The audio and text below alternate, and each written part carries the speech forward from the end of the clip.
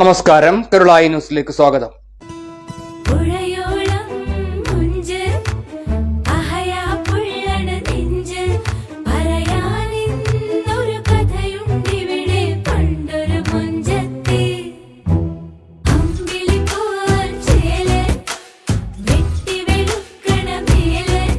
പ്രിയമുള്ളവരെ, ഇതൊക്കെയാണ് വീഡിയോ ചെയ്യേണ്ടത്. നമ്മൾ ഒരുപാട് വീഡിയോകൾ ചെയ്യുന്ന ആൾക്കാരാണ്.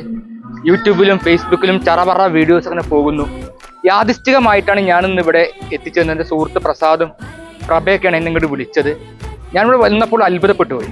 കാരണം ഇവിടെ ഒരു സംഗീത സന്ധ്യയാണ് സംഘടിപ്പിച്ചിരിക്കുന്നത്. ഒരു കല്യാണപ്പര അല്ലത്, ഇതൊരു ഓൾഡേജ് ഹോമാണ്.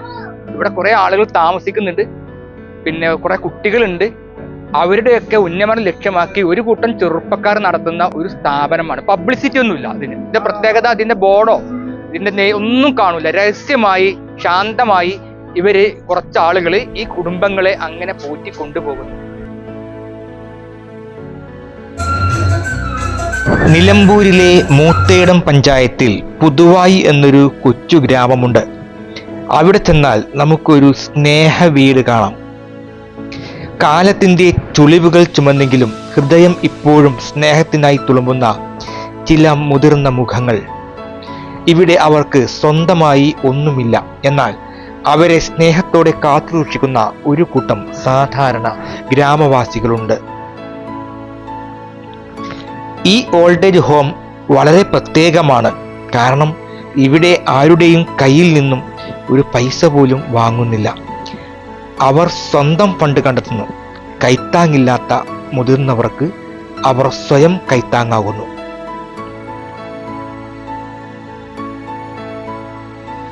ഇന്ന് ഇവിടെ ഈ വീട്ടിൽ ഒരു പ്രത്യേക ദിനമാണ്. ഈ ഗ്രാമത്തിലെ സ്വരലയം ഗാന ട്രൂപ്പ് ഇവിടെ സംഗീതം കൊണ്ടുവന്നിരിക്കുകയാണ്. മാത്രമല്ല, അവർക്ക് വേണ്ടി രുചികരമായ ഭക്ഷണവും ഒരുക്കിയിരിക്കുകയാണ്. മെലഡി മുഴങ്ങുമ്പോൾ വർഷങ്ങളുടെ ഭാരവും മനസ്സിൽ കിടന്നിരുന്ന ഏകാന്തതയും എല്ലാം മറന്നുപോയി. ചില മുഖങ്ങളിൽ കണ്ണീരും, പക്ഷേ അതിൽ സന്തോഷത്തിന്റെ തിളക്കം കാണാം. ഒരു നിമിഷം കൊണ്ട് ഗാനം അവരെ കാലത്തെ പിറകോട്ട് കൊണ്ടുപോയി, അവരുടെ യൗവനകാലത്തിലെ ഓർമ്മകളിലേക്ക്. ഇതെല്ലാം സ്വരലയം ഗാന ട്രൂപ്പിന്റെ പ്രസാദ് പ്ലാൻ ചെയ്തതാണ്. ഗാനങ്ങളുടെ ഇടയിൽ സ്നേഹത്തിന്റെയും കരുണയുടെയും സന്ദേശങ്ങൾ ഉയർന്നു. മുതിർന്നവർക്ക് ഒറ്റപ്പെടലല്ല, സ്നേഹമാണ് വേണ്ടത് എന്നായിരുന്നു എല്ലാവരുടെയും ഭാഷ.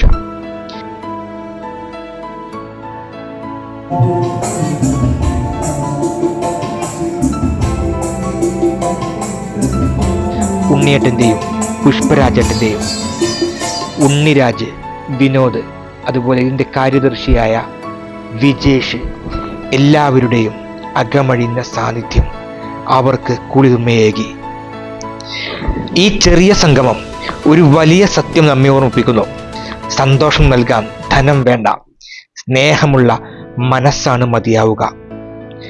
സംഗീതവും സ്നേഹവും നിറഞ്ഞ ഈ ദിനം മുതിർന്നവർക്കും പങ്കെടുത്ത ഓരോരുത്തർക്കും ഒരിക്കലും മറക്കാനാവാത്തൊരു ഓർമ്മയായി.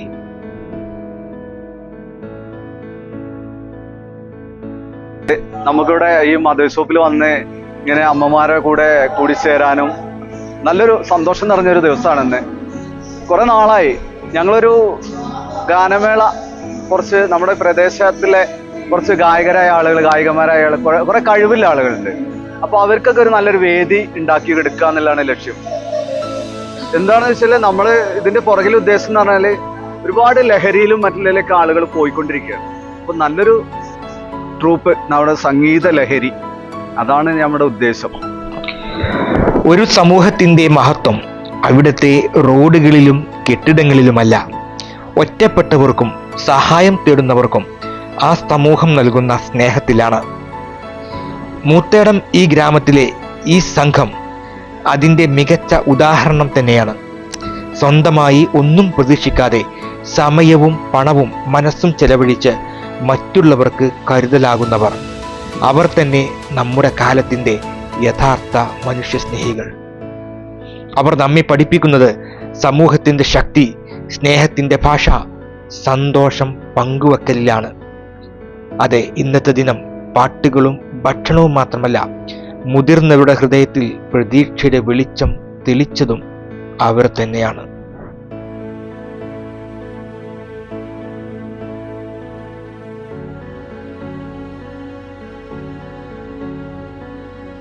പ്രിയപ്പെട്ടവരെ, ഞാൻ വിജേഷ് കുട്ടൻ.